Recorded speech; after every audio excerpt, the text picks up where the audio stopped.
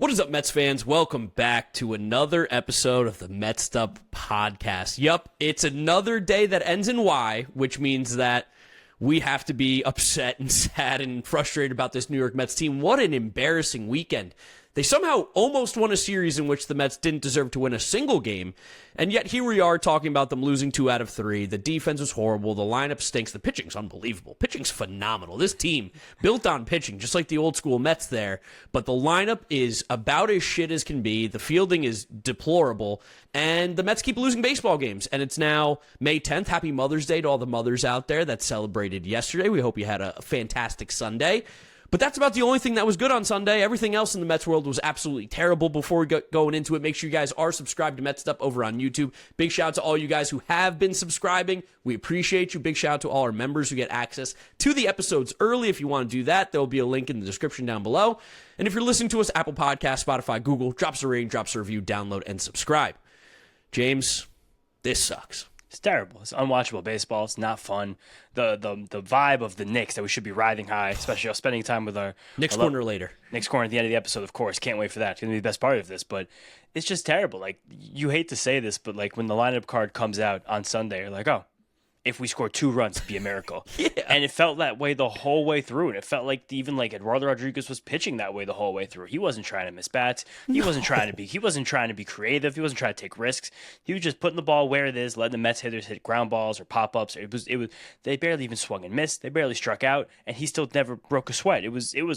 Sunday was one of the least watchable baseball games I've ever seen in my life. No, it's really bad every single day, like you said, when the opposing team also knows what this lineup is. And Eduardo Rodriguez was throwing like 89 on a couple of his fastballs today, right down the middle, and he's beaten guys. I mean, the Mets took some of the least competitive at-bats I've seen in a very long time. The quality of players in this lineup are not good, so it's not like Andy Ibanez, Austin Slater, these guys are playing to what we would expect them to be, which is not particularly good. The problem is when, Juan Soto and Bo Bichette aren't even really getting pitches to hit very often because the rest of the lineup is so bad, those guys can't even really do damage. Like Soto hit that warning track fly ball on the first pitch of the game, which thought that was gone. It felt like the ball stopped traveling after Mark Vientos on Friday night. But we can't do anything right, and it really does come down to, again, this roster, as much as I blame Carlos Mendoza for a lot of the problems that have been going on with the Mets, this roster is fucking atrocious. This lineup is terrible. Juan Soto, Bo Bichette. Hitting third is Austin Slater,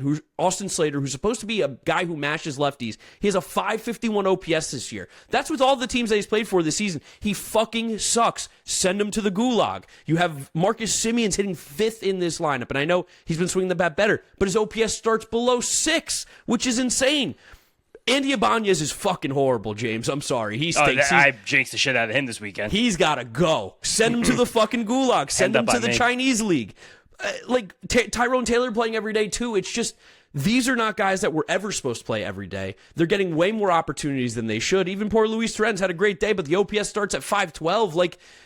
I think at some point we need to have a real conversation about this Mets team. They probably just suck. This team's probably done for this year. I think that's probably 90% chance. Yeah. 90% chance this season's already over, which is fucking disgraceful on May 10th. And everybody involved, including the ownership, should be absolutely furious and embarrassed and ashamed of what they've done. But if we're going to suck, Brett Baty play every single day. Andy Ibanez getting reps at third base. Why? How much better is he against lefties than Brett Baty at this point, especially if he can't play the field? Austin Slater over MJ Melendez. Fuck it. Bring up some of the young guys. Let's see what we've got. If we're going to suck, let's at least learn something and either end the careers of some of the guys that we don't know about, or maybe find that we have actually something there when they're given that opportunity, because I cannot watch Austin Slater, Andy Ibanez, Tyrone Taylor. I can't watch these guys hit anymore. I can't do it.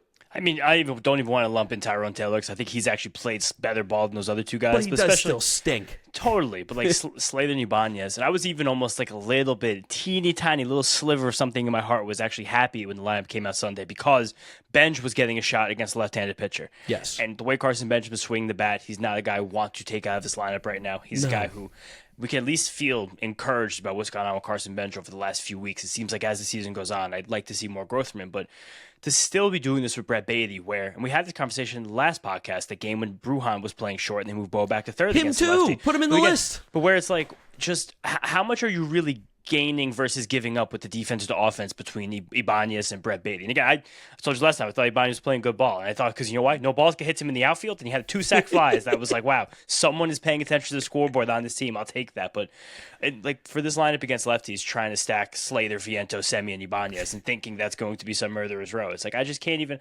you do not have a chance to score a run. The one time the Mets actually threatened this game when it was still tight was the 6th inning. And when Eduardo Rodriguez he got Juan Soto to hit the fly ball. That was, whatever, fly ball happens. He hit it well. Bo Bichette comes up, and he doesn't get anything to hit whatsoever. And I actually give Bo credit for that situation, not trying to be overly aggressive, not doing what he did in the first couple weeks of the season, where he's like, I have to drive this run in. But he took his walk because it was given to him. And then Austin Slater comes up and hits a Baltimore chop that went 3 feet away that he doesn't even move out of the box for. It's just like, why? I fucking hate Austin Slater. It's like, well, again, like you said, why are these guys on the team right now? Austin Slater has been cut by both the Tigers and the Marlins already this season. And the White Sox last year, by the way, and the Giants last year, and the Yankees. He was traded last year to the Yankees. He was traded to the Yankees, and I think they did eventually cut him. But I do think he was also... He played the whole season with the Yankees, though. Oh, gross. That's even more of a reason he shouldn't be on this fucking team. But that's also where I like to have these conversations about who's making the lineup card, who's in control of what, which is why we still think definitely everyone's involved with them, because... And you heard a little bit in the shade that it felt like Carlos Mendoza was throwing after the game about Andy Ibanez not being able to make routine plays, because he didn't make one throwing error. He made two critical throwing errors. And to give Dave Peterson a bit of credit, that's something that I feel like would always just send him freaking out. He did well handling that. He pitched. Second one he did not do well with, but again, he pitched through a lot of, including an error of his own at the inning before that too. But like, it's bizarre shit every single day. And these lefty lineups, like, David Stearns definitely has involvement in that, because he's bringing in Ibanez and Slater to be the lefty guys in this team. And guys who are supposed to be lefty matchers, like, again, we don't know what's going to happen. The horrible injury updates that we got this week, too, about Jorge Polanco and Luis Robert. Like, he's taking BP, though, this weekend, I think. He took 1 day of BP, but then he said he has good days and bad days, so we still can't figure out if there's going to be a rehab assignment soon. It's fucking Latino Jed Lowry. That's what I'm saying. Robert has done nothing. There's been no movement forward with him, even though it's been 2 weeks now. I think it'll be 2 weeks on Tuesday or Monday tomorrow since he got on he went on the injured list originally. It feels like there's no hope on a day-by-day basis for this team ever to hit a baseball. No, and again, you look at the names outside of it, and it's not encouraging. Like, Mark Vientos is the guy hitting the ball second best, arguably, on this team right now. Which you might be able to say best. I mean, again, it's so just having a regular cold streak. Yes. I think Mark Vientos, you guys are going to kill me. I think we're seeing a step forward. I think Mark Vientos will look great. Like, in a perfect world right now with how horrible this team is, and honestly, the rest of the season, fuck it. Play him all season. I don't care. Let's get our answer right now on Mark Vientos. You are going to be the first baseman until Jorge Polanco comes back, and then you'll be the DH, whatever it is. If Jorge Polanco comes back. If Jorge Polanco comes back. Let's find out what Mark Vientos is, because on 2027's roster, which is crazy that we're looking forward to this already. 100%. But that's what we're thinking about right now. You need to have an answer on him. You need to have an answer on Brett Beatty. There's guys on this roster that we can no longer continue to be questioning whether they're going to be here. And I do think that's part of the problem with this team, is that we thought that these guys were a little bit more cemented. Clearly they're not. And clearly the organization didn't believe in them either, based on some of the moves and guys that were brought in, along with the fact that we're getting fucking Andy Ibanez at bats over Brett Beatty. No, it's terrible. Again, a lot of this is underscored by the fact that Bo is someone who's still not hitting as well. Like, the fact that right now Semien has a higher OPS than Bo Bichette. By a good chunk. It's crazy to see that, but I still think that on a daily basis, it's frustrating that they're not falling, but I think Bo Bichette takes very good at bats now. He has been. I think he had against hitters in baseball this year, I think he has either the highest or second OAA highest against. OAA and DRS against, which is like... He's not getting the right kinds of batted balls either. He is hitting the ball very hard consistently, but I don't know if it's something with a swing path right now. He just still feels behind the baseball, where he's too much opposite field, too many opposite field ground balls. He's not pulling anything in the gap. Well, again, he is still, if you look at Bo Bichette's rolling hard hit chart, it's like close to 60% going on 3 weeks now. Like, it's a situation where Bo Bichette is making contact where they should be turning into more hits. It's not, so it feels like everything's stacked up against. But it's, while he's being pitched around, while he seems to be getting a little bit unfortunate, he also is not coming through. But again, it still comes back to the rest of these guys. And then we still get to the other bizarre shit where now I guess Tobias Myers is a regular reliever. Yeah, what the fuck is going on there? What is happening? First off, like, between him coming in as a closer, which was on Friday, which was, again, so bizarre, and then him pitching after Brazoban started the second inning, which Brazoban shouldn't have been starting the second inning at all, especially because he's an opener. So why not use the guy who has length as the next guy? I don't know. It made no sense to me why Tobias Myers would then come in for just one inning so then David Peterson could come in. I get Peterson not starting a dirty inning, but then if you don't want Peterson, if you want Peterson to get a clean inning, why not either then put him for the second, or if you want to play the matchups a little bit more, give Tobias Myers a run through the lineup because we're trying to stretch this guy out, but maybe not anymore. Which is funny because on Monday when we did the same thing with Brazoban and Peterson, there was no indication, but after Brazoban threw like a 10 or 11, 12 pitch first inning in Colorado, he did not come out for the second inning, but Austin Warren came out for the second inning, and he got himself through 2 innings for like 25 pitches. But then for some reason, this one, maybe because Tobias Myers threw stressful pitches, they didn't want to send him for the second, but now all of a sudden we thought there was a guy that was transitioning to being a starting pitcher only 3-ish weeks ago in Chicago, when he was briefly like a 40-pitch guy, a starting pitcher. Now suddenly he's not, because he pitches 1 inning on Friday, now he pitches 1 inning on Sunday, so I guess he's just a reliever now. I guess because he got used in Colorado for only like his 25 pitches too before he got pulled. They're like, oh shit, well, we're back to him. And then like, dude, how about even Manaea just got used for 1 inning? So he's a short guy now too, though, right? But it was good. Manaea was throwing 92 miles an hour. So I think that's actually his role now, right? I'd be fine if that's his role. We said that last episode. And the fact that the average fastball velocity was 91 miles an hour. The sweeper was up like 3 or 4 miles per hour. Those were the only pitches he threw. Threw all the other stuff he's been trying to work in. The fact that we have those 2 pitches and the fastball again, 91.5, sweeper around 80, that you can do that. That's what he did 2 years ago when he was really, really good for months on end. I promise you he gets multiple innings his next appearance. I promise. And you've again said before, like Peterson, he looked fine in this one too. Like it wasn't great, but it was like this was the kind of stuff where like you could see David Peterson doing this and being successful. Like a 5-inning, 80-pitch outing, he still does. I don't remember if it was Keith or Ron talking about this two starts ago, but he does continue to miss high into his arm side. Yes. So it does feel like something's wrong with his mechanics. He's not finishing his pitches, or the fearful thing is like maybe the hip is bothering him again. Maybe which would make else. sense. He's not getting over his knee. His hip could be a little tight. That could stop him from opening it up a little bit more to get that pitch, because it is infuriating to see him just miss arm side every single time. It's not even like just with fastballs. He's missing every pitch over there. His high arm side. And that kind of allows those pitches to bleed out in front of the righties. How they get their batting the ball a lot better. But it's just this was a game where it started, you're like, we're not going to win. In the middle, you're like, we're not going to come back. And by the end, you're like, oh yeah, of course we fell apart. Big dog, you know how it is, man. We're always hungry. And how do we get our food? We don't want the stuff that makes our bellies hurt. We go to HelloFresh. We find out specifically what we love to eat. And guess what, Kratzy? I know it helps you out the household. Wifey is happy and the kids are extra happy.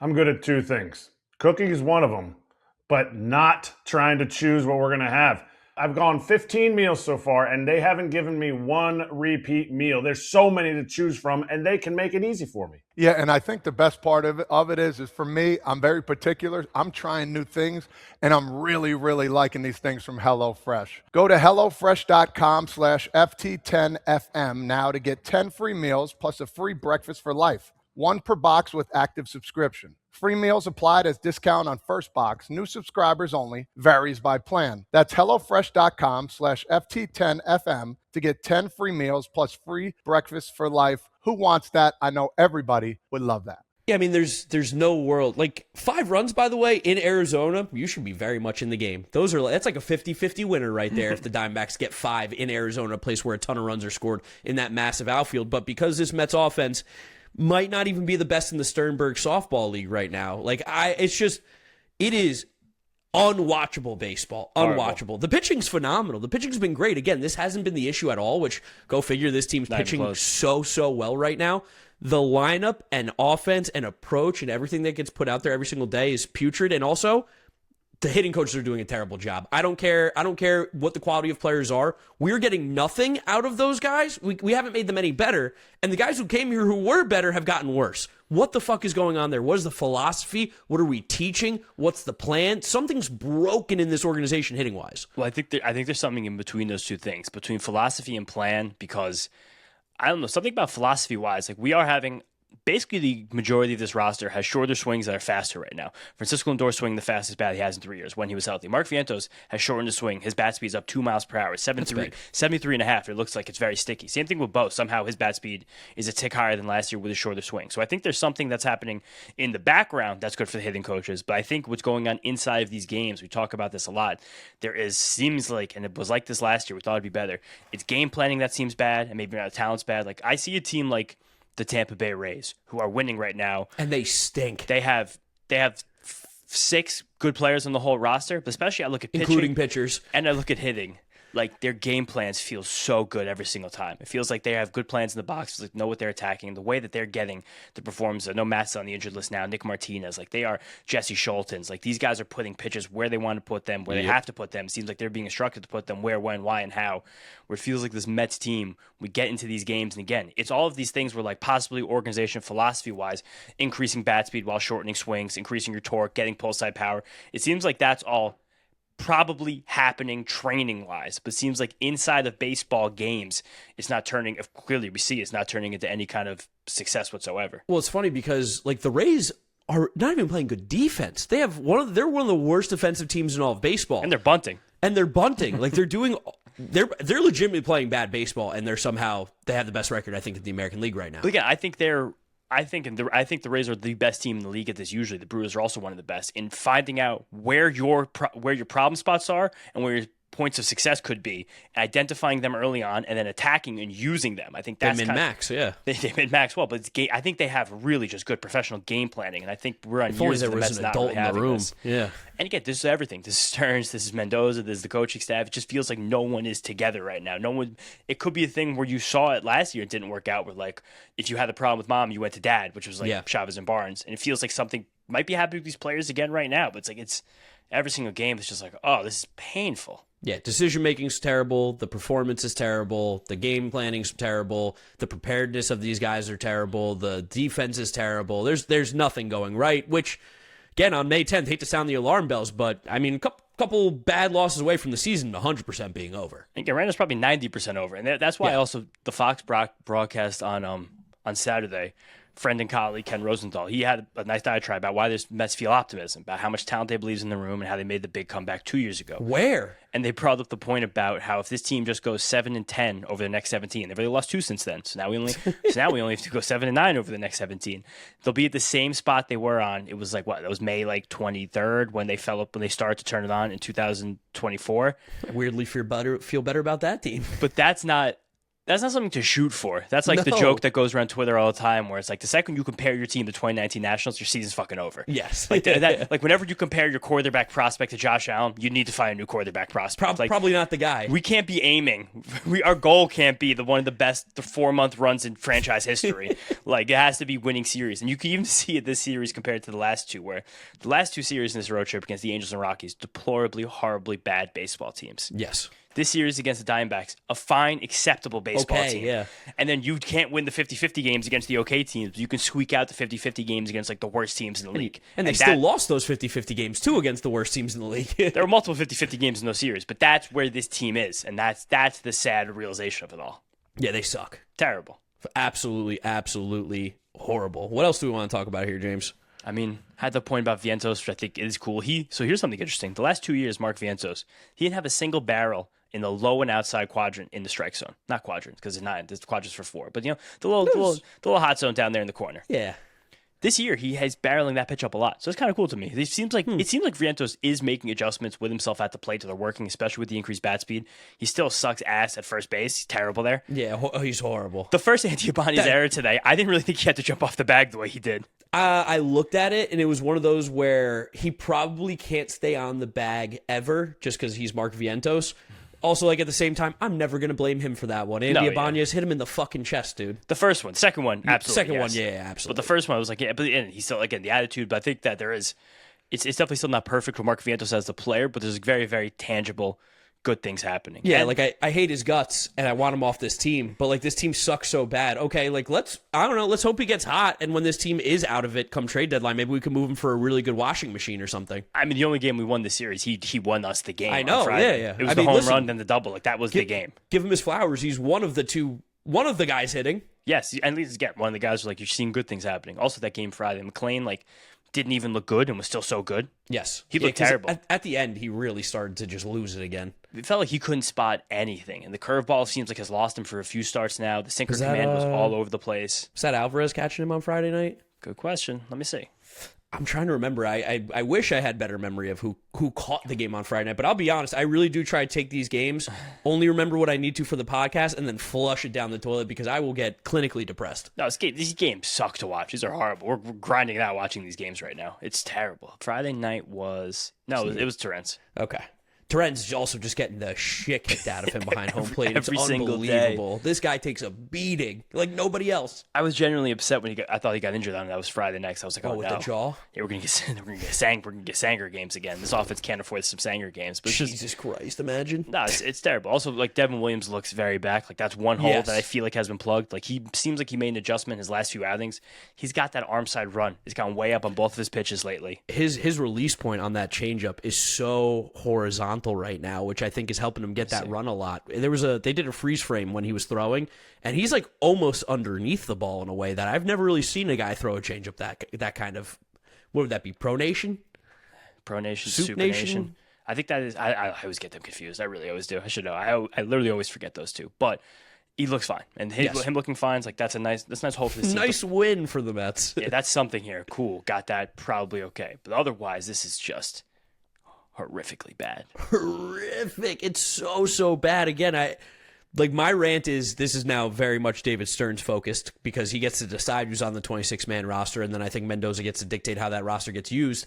David Stearns, man, give him anything. Give us something exciting. I can't watch Austin Slater take another at bat against Eduardo Rodriguez. Fucking stinks. Eduardo Rodriguez is horrible. He was throwing 90 down the cock, and Austin Slater's chop it into the ground. It's like, dude, you are here to only do this. You are useless. You can't have... He and Andy Ibanez can't make it to Queens. Leave him in fucking Scottsdale. When did he bunt against the lefty? Was that like in the Rocky series? Yeah, it might have been. Yeah. I don't know. Whatever it was. It's like, dude, his OPS was high because he got a fucking bunt hit. Yeah, it's there's nothing else to really say about how bad this roster is. And again, I part miss of Mike it, Talkman.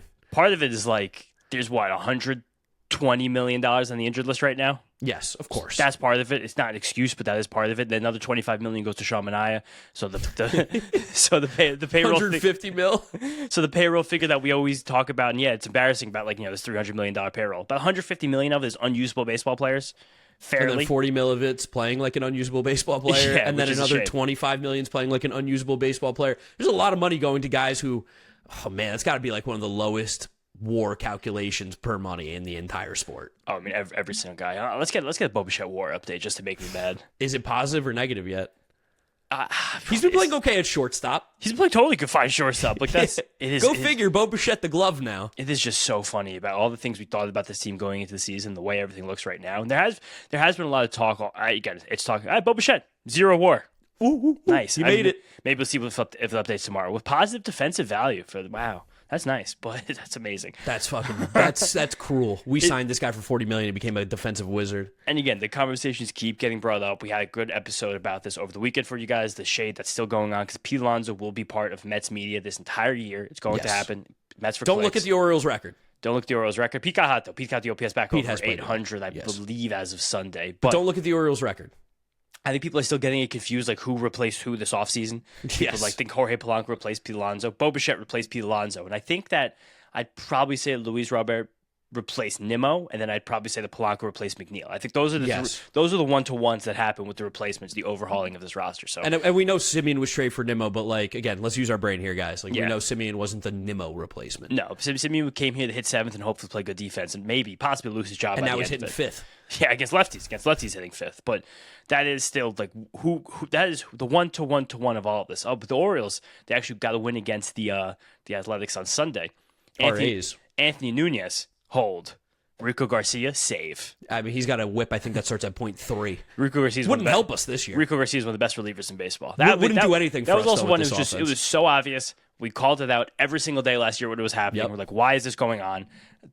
We got to start pushing that a lot. Now it seems just so clear as day, which is when we're again. Wait, I have a fun little exercise for you. What? Highest F4 on the New York Mets. Who is it? Oh no, is of position players. Position players. Oh my gosh. It's not. Let's do the top five. This is the fact that this is this impossible. I mean, Yeah. just Soto and Soto. Soto, number 2. Number 2. Yeah. Where's Benj? Benj is number 5. Okay. By the way, for those of you at home, Carson Benj has a 74 WRC plus. He's the 5th most valuable offensive player we have this year. Also, check. Pete Alonso still is only a 748 OPS. But he's been to get hot. Pete's swinging the bat. Also, stats will be fine. Caveat: Carson Benj tied for 5th with Jared Young. Okay, I forgot Jared Young was ever on this team. God, this team could use Jared Young so bad right now. Literally, where's Vientos? Vientos is not top 14th. He is behind Andy Ibanez. I don't know if it updated for today, but he is negative .2 WAR on the season. That is almost as bad as Tommy Pham, who played 9 games. Vientos probably is an above average hitter, right? 96 WRC plus. I guess maybe after today it might update, but he went 1 for 4. Yeah, why would it update after today? He had one single. I would say he's right around average. I mean, Terrence? Luis Torrens is 8th, .1. He is tied with Austin Slater through 7. Alvarez? Alvarez is 3rd, so we're missing number 4 and we're missing number 1. I'm still missing number 1. It feels like it probably should be more obvious. Who could number 1? It's not. He says not so. It's Melendez? Melendez is 4th. Okay. Doesn't play every day. You don't want to have one of your best offensive players in the lineup every day because there's Eduardo Rodriguez, tough lefty on the mound. Who has the most WAR? It's not Beatty. No, it's not Beatty. No, it's not of Beatty. course Beatty not. is 3rd lowest. He's tied with Jorge Polanco, Tommy Pham, Ronnie Mauricio at negative .3. So who's won? That'd be Francisco Lindor, who hasn't played in 2 weeks. Oh, I totally forgot about Lindor. I was like, there's no way with the way he was hitting, he could have been number 1. But yeah, No, I he's guess number he is. 1, .6. That's how bad it's been. By the way, Tyrone Taylor, negative .4, the worst WAR on the entire team. Not even playing good defense. He has a 54 WRC plus. He's got to go too, dude. He probably does. I saw a tweet about this over the weekend. I forgot who said it. I got in their replies because they were like, I don't even see the Mets talking to each other after at bats anymore. It feels like it was just a Lindor thing. And I feel like that doesn't. I don't see guys doing that at all. Yeah, no, I mean, it's just whatever. I don't even give a fuck about how these guys feel anymore. I hope they hate each other's guts. I hope it burns to the ground at this point. I don't think they do because like Freddie wish they Peralta did. posts like a selfie on Instagram and everyone's like sick. Like Vientos and Christian Scott are commenting on it. And maybe, I mean, the rumors are getting too loud. Maybe this week we do a Freddie Peralta trade episode, Yeah, which maybe. is kind of hilarious. But my take is I think the Mets should extend him now. Just balls to the wall. Fuck it. We can get him cheaper. Yeah, it's like fuck you. Like you said at the top, we've said before. Like we're still 2027 still kind of has to be the focus. Like you probably don't get a prospect that contributes much next year. And I don't know if we get prospects for Freddie Peralta now. They're better than the prospects that we have in the system anyway. More about the prospects there, but like some of the names I've been seeing thrown around on Twitter, I'm like, I don't think the Cubs are going to do that for half a season. Someone said Matt Shaw. I don't want Matt Shaw. That's the worst thing I could put in this locker room right now. Wow, do I want a worse fucking Bo Bichette? Yeah, please give me him. Yeah, this team sucks. By the way, highest WAR though on the team though is Noel McLean 1.5, then David Stearns Masterclass, Clay Holmes 0.9. Pitching staff is awesome. David Peterson almost has 1 WAR. David Peterson has more WAR than any hitter on this team. That's the context you guys need to know right there. David Peterson's been more valuable to this team than any hitter. I feel like David Peterson's low-key throwing a bunch of innings. He's up to almost 40 innings. Yeah. That's like kind of a lot in terms of how bad he's been. For having an ERA at 6? Like it's Oscar Brazoban, my fucking goat. I mean, I don't know what that second inning today, just had no idea where the ball was going. And then to even get to 2 outs to Tobias Myers, and then for the rookie to hit the long double like that. Walshman's a nice little player. Walshman is a good ball player. Good exit feelers in spring, too. Yeah, he's very passive at AAA. But also the fact they trust him in center field, I was like, oh, let's pay attention to that one. He can't be any worse than Alek Thomas. No, I mean, definitely not. Alek Thomas will be a Met next week. Oh, fuck. 100%. Oh, shit. We're totally signing Alek Thomas. Fuck. He'll replace Austin Slater. Oh, God. We don't need another lefty. You could also really start to feel how annoyed Gary and Keith were by the end of this series. Yeah, this is bad baseball every single day. Yeah, Gary more so the level us Mets fans take, where Keith is talking about how almost like the good old days of Erod doesn't need that velo, just throw 90 in there. I'm like, dude, he's playing fucking guys who shouldn't have this job anymore. No, it's really bad. My dad made the comment when Austin Slater came up in the 6th inning. Austin Slater hit 3rd for the Mets. Keith used to do that. Yeah. Fuck. This shit sucks. Austin Slater sucks. What have we been doing first? Knicks Corner or Tigers preview? We've been doing preview into the corner, so I think first, let's get the baseball out of the way. Let's finish it. Let's get the baseball out of the way, but first, Mets'd Up is brought to you by FanDuel. Baseball fans, the MLB season is in full swing, and FanDuel is giving you a chance to call your shot with daily dingers. Joining the action is easy. Just make your free pick on who's hitting a home run in their game, and if you're right, you'll get a profit boost to use on your next bet for a chance at extra winnings. It's just another reason why FanDuel is the home of home runs. I'll tell you what, if there's a Mets player on there, I'd avoid them, and whoever they're playing, I'd also avoid them because the pitching's great. Every time you see Aaron Judge, click his name. Didn't I say? Mark Vientos home run off Ryan think you Nelson or did. Merrill Kelly. I You did say did. that. Yeah. And again, I don't think, it came off Ryan Nelson. Nailed that one. Yeah, he might not have been an option because he's nobody, but hey, good call still from James. You can still pick a home run. It doesn't matter. So are you ready to play the game? Head over to FanDuel.com/podcast to get started. That's FanDuel.com/podcast to opt in for daily dingers and make your free pick on who's hitting a homer. Play ball and swing for the fences on FanDuel, an official partner of Major League Baseball. No purchase necessary. Opt-in required. Bonus issued as non-withdrawable profit boost tokens. Restrictions apply, including any token expiration and max wager amount. See terms at sportsbook.fanduel.com. Gambling problem? Call or text 1-800-GAMBLER. Tigers. Tiger series. I think I'm just going to do masochism and probably go to 2 games this series. Yeah, I mean... Tuesday, Thursday? Now that the Knicks aren't playing, I'd like to go Tuesday. I'm definitely going Thursday, and I'll be there early because they're doing the Mandalorian Grogu bobblehead for Nolan McLean, and I fucking love that shit, and I want That's it. cool. I'm going to try to do that. Yeah, I moved my NBC recording on Thursday so I can go to that game. But We'll coordinate. Yes, but pitching matchups this series, it should be a fun series. It really should be. We have No, it shouldn't. It's the Mets. pitching matchups wise. This is a great Okay. series. We have huge matchup for us specifically, more so me, Tuesday night. Freddie Peralta against Jack Flaherty, Mr. TDS. Shit, we kind of have to be there for that. Turbo dog shit. I'm going with my dad. Yeah, we should go. Yeah, that's a good idea. Wednesday, Christian Scott, right now against Framber Valdez, but I think we might get the resolution on his suspension by then. Probably, yeah. So that might wind up being a spot starter or a bullpen game. Tigers are reeling right now. Not as bad as the Mets, but they're struggling. And then Thursday matinee, Nolan McLean versus Kader Montero. It's been kind of nice this year. He's been throwing a little bit harder, which is Way big for harder. Kader Montero, and that Yeah. can make you into a better pitcher because velo is king. Mets don't have that. Don't have it at all. But again, pitching's not the problem with the Mets. Not the problem. This Tigers team, they're having a very strange season. The Scooble injury coming out of nowhere last week, 2 weeks ago now, whenever that was definitely a big, that kind of crushed them. And you can, That's a nuke. yeah, you can kind of see this crushing them. I think since that's happened, they've lost like 5 games in a row. They're playing Sunday Night Baseball right now. They just pulled ahead. So I think they're probably going to break that streak. But at the same time, this is a team that is, again, nothing compares to how bad the Mets are reeling. This is a team that's similarly totally on the ropes. Objectively, any average team in Major League Baseball should be able to take 2 of 3 at home for the Detroit Tigers. The Mets, I'm not so sure. Yeah, the Mets are not average. The Mets are turbo mega dog shit, as we would say so eloquently on this podcast in the windup. Guys to keep an eye out for, Riley Green's hitting the ball really well. No power, which means he's going to hit a home run. But He's got some power. Why? no, he's not this year. He's only got 4 home runs so far this year. I'm saying like I think he's got doubles galore, though. yeah, he does. He has 12 doubles, but And that's he's also Riley Riley Green's at 300 batting average. Like that's I know. insane right now. I love Riley. I was giving him his flowers. I just said no power. Okay. There's some power. We got 900 OPS. There's some power there. I mean, 4 home runs, but that would be behind Mark Vientos on this roster. Yeah. Dylan Dingler, also pretty good behind the plate. I think he's been struggling recently, but Struggling he'll be hit. at the plate, but yeah. Yes, he'll be hitting, and he has an absolute hose behind the dish. So Buckeye. the Mets don't get on base, so they won't run anyway. It doesn't matter. Even when we get on base, we don't run. There was so many times that Carson Bench was on base series. Why don't you run? Run. Mets got to try to manufacture runs, and they're like, let's play it safe again. Trying to think what else going on with this Tigers. Kevin team right McGonigal? now. McGonigal's awesome. McGonigal will be a very fun watch. He's part of this year's sensational rookie class. He hasn't been playing great defense, which I think is funny because they've been trying to play him a lot at shortstop. I think he's much more suited for second or third. But at the same time, he's a very, very tough at bat.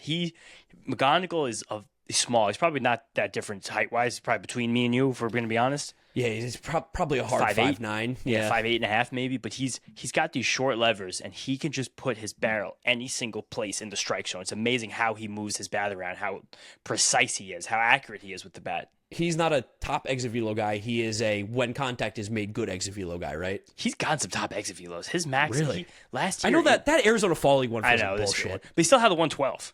Okay, In it's the minors legit. last year. He hasn't gotten above 110 yet, but again, he just hits the ball everywhere. He still has more walks and strikeouts on the season. He's a complete menace.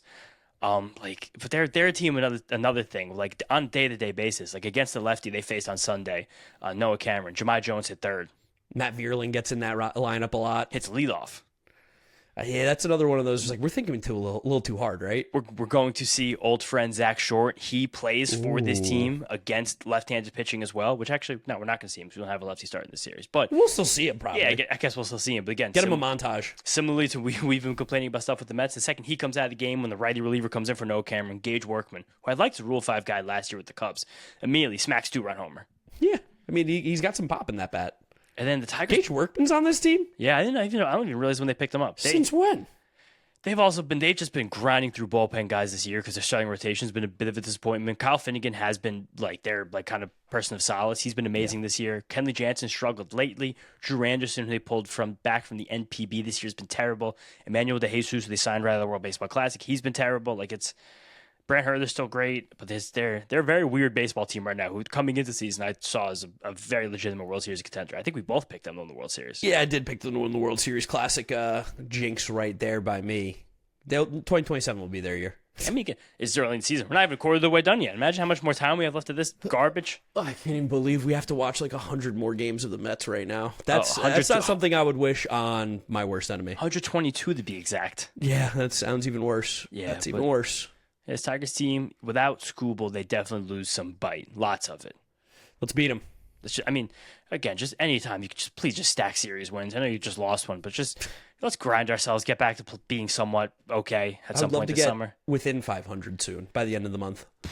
That's a tall task, dude. Not possible. No shot. By the end of June, near 500. By Memorial Day, if we're 5 games under 500, I guess that's a win.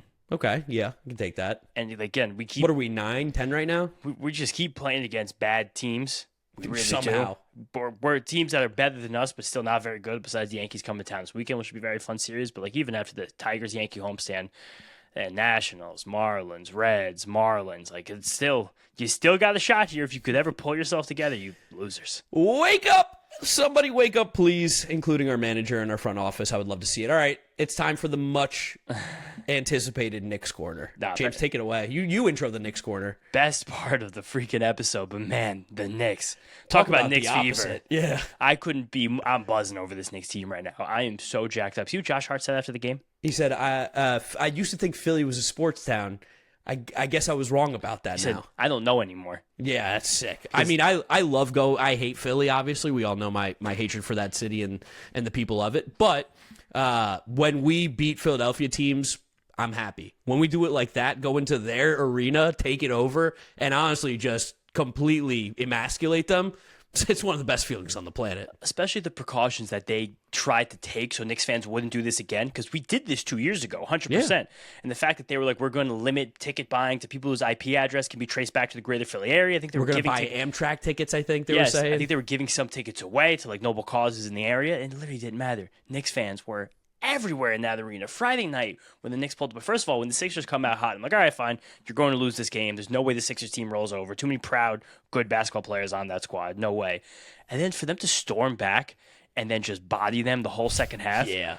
And then to come out in game 4 when the Sixers team, the only thing they had to play for was pride, and they couldn't find an ounce of it.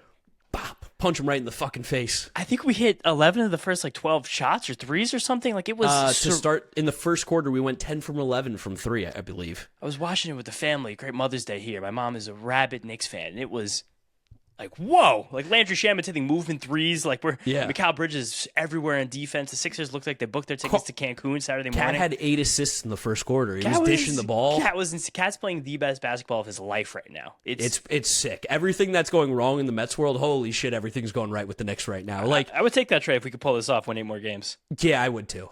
For 8 more Knicks wins right now this season, I would totally take a wash on 2026 Mets. I'd be okay with the Mets winning 50 games if Knicks can win 8 more. Yeah, that'd be cool. 8 more before the other teams beat them 4 times. And then it's so cool to see some of these other role players on the Knicks doing just great dirty work. Alvarado being a menace, being such a pest. Love GTA. And especially a guy he was out of the rotation through the last month of the regular season, and now the fact he can get in the court, he can give valuable minutes, amazing. Jordan Clarkson, a guy that was what a rotation can do to a roster. Jordan Clarkson was put on ice for 2.5, 3 months in the Knicks regular season, and now he's not even being Jordan Clarkson really of old, where I'm going to go in and create and be crazy for 5 minutes. Jordan Clarkson is getting nasty on the glass right now. He's boxing out defense. He had a play on Friday where he did a tip out play of on to get an offensive rebound that went back to a 3. I don't remember if it was Cat or whoever, and it was that is such a backbreaking play for Jordan Clarkson to be the guy on the glass right now. This was all without OG too in Game 4, which is so sick. Yeah, and 3. Yeah, because he came out early. He left Game 2 at the end. Oh shit! Yeah, I didn't even realize that. I thought he left early in Game 3. Both of these were without OG, and that was kind of a key here. If this series, I think I said it last time. We're like, I would love to win, like, however long it takes to win the series. If you can do it without OG, the only way you can have a chance to win 8 more games is to have 100% OG Anunoby, and the only way to get him back to 100% is he kind of has to take 10 days off. So you just and have we got those 10 days, and we just did it right there in one shot. But even like, again, talk about the 180 on a coach, fastest probably in league history. Mike Brown. Wow. The way they were so ready in that game on Friday, because the Sixers changed something up. Listen to a lot of Zach Lowe lately, with nice discerned eye watching these Knicks games. That's where we got the Knicks Corner from, our friend Shaw Fantasy. But they were blitzing Brunson a lot, which when I say blitz, it means when the pick and roll comes, both defenders will run at a guy and like kind of trap him at the top. They were running this play where Clarkson, who was out on the wing, would flash to the high point, like around the free throw line. And right when the blitz started to come, they would throw it to Clarkson. And Clarkson, at that point, when you have like a 3-on-2 or a 2-on-1 with Clarkson as a ball handler, it's like, oh, this is like an actual legitimate NBA creator. Yeah. And they kept doing that, and he kept making good plays. And I was just like, holy shit, like we're out coaching somebody. No, it's pretty sick to see good leadership from the manager/coach role, which is something that feels quite refreshing for all teams that I've ever rooted for. And from the players' role, Jalen Brunson guiding this ship. And like after that third game against the Hawks, apparently they had a meeting. And at that point, it looked like Mikal Bridges, like the Monstars, had taken the last drop of his talent. And something just changed. And now everyone is just on the same page, all cylinders, talking their shit. Like, Mitch is synergy. Synergy. Great synergy. Great organizational synergy, besides for the fact that James Dolan uses the CIA in that arena. But this is like, it's watching this series was cathartic. Oh, it felt so good. Watching Mitch yam on Embiid's head. God. Just poster their shit out of him. So sick. After that dirty Embiid just tried to Embiid's very dirty. I mean, he's kind of just a sore loser. He's always been this way. And the fact that Mitchell Robinson still hasn't played the back-to-back since Embiid fucked up his ankle 2 years ago, but still is able to make such an impact in the minutes he gets in these series. When we were up 20 points in the second quarter today, and they started hacking-mitching, I was cackling. I was like, you fucking losers. You got nothing. You have nothing. No bag. Absolutely none. Maxey disappeared, too, it felt like. It looks like Maxey was just dead. Yeah, he might be tired. I mean, he hits the floor so hard. He also, he played so many minutes this season. He was the only reason his team even made the playoffs. He carried them that series against the Celtics, and they went to win 3 games in a row in 6 days. How's that Paul George signing looking? Paul George looked really good against the Celtics. He talked about a guy who vanished. He bought the ticket to Cancun for Monday morning on Saturday morning, 100%. I mean, we joked about it, that the Sixers, that was their NBA Finals, was beating the Celtics. That's all they wanted. And that's what they acted like in this series right here. That was 100% what happened. They had nothing. They had nothing left, and it's just great Knicks basketball. It's going to suck that they're off for at least 7 days, possibly 9, because really now have to watch the Mets a lot, which is, again, a punishment. They might not. The Pistons might get hot. We could take that series in 5. 17th is the earliest that the Eastern Conference Finals can start. 19th is the hard day right now. Oh, I didn't know that. Yeah, no, I looked it up online. They said 17th is the earliest it could possibly be. Wow, so even if the Pistons win 3 in a row, we still get this long break. Wow. Yeah. They're going to have a week off. Full week minimum. I almost get scared about them losing their edge. It's funny that like this team, after all these years with Tips, just beating ourselves into the ground every single season, 6-man rotation in fucking February. Now we're going 11 deep in some of these playoff games. Like, all right, chill out. Get a week. Relax. Take it easy. God, it's fucking crazy. But I'm so happy watching the Knicks. This is talk about Knicks fever. Talk about bringing the city together right now. We need this. They orange and blue always do. No. Frankie Peppers sent us home. Here we go. Get this. Sorry, Frankie. Bolognese only has so much strength. Yeah, I mean, again, maybe just because the voicemail wasn't loud enough last episode. Could be. We kind of didn't really get it. Now, here comes Frankie. Gentlemen, this is Frankie Peppers. How you doing? I know I'm leaving this a little late. You've been quick with the podcast recently, so hopefully I'm not missing you. I know the Mets played baseball today, or at least something that resembled it. But I wanna take a moment and just say Happy Mother's Day to all the moms out there. I hope that everybody has told their mother, if your mother or mother figure for you is still around, I hope you told her that you love her. And I hope that you had a wonderful day, boys. I hope you got to see your families. And, we stink. Thanks, boys. Yeah, he's right. Yeah, we do stink. Shout out moms. Mother's Day. That's what Sunday was all about. Mother's Day and Knicks. Mother's Day and Knicks. The 2 most important things happen Sunday. Also, before we leave you guys, just a quick note from us. There's a clip that got posted from our socials on Sunday that wasn't super representative of like current information. Apologies on that. We don't control that at this point, and it was a very old clip that was also cut in a way that didn't tell the full story of what we were talking about in it. Yeah, so we just obligated to make that post there. So that's it. That's it. Thank you guys for listening. Thank you for watching. Make sure you're subscribed to Mets'd Up over on YouTube if you want to watch the video version. If you're listening to us, Apple Podcasts, Spotify, Google, drop us a rating, drop us a review, download, and subscribe. You can follow James on social media at James Chiano. I'm Draft Nick Mark. Thank you guys for watching. Thank you for listening. We'll catch you on the next one. Peace out. Peace out, guys. Let's go Mets.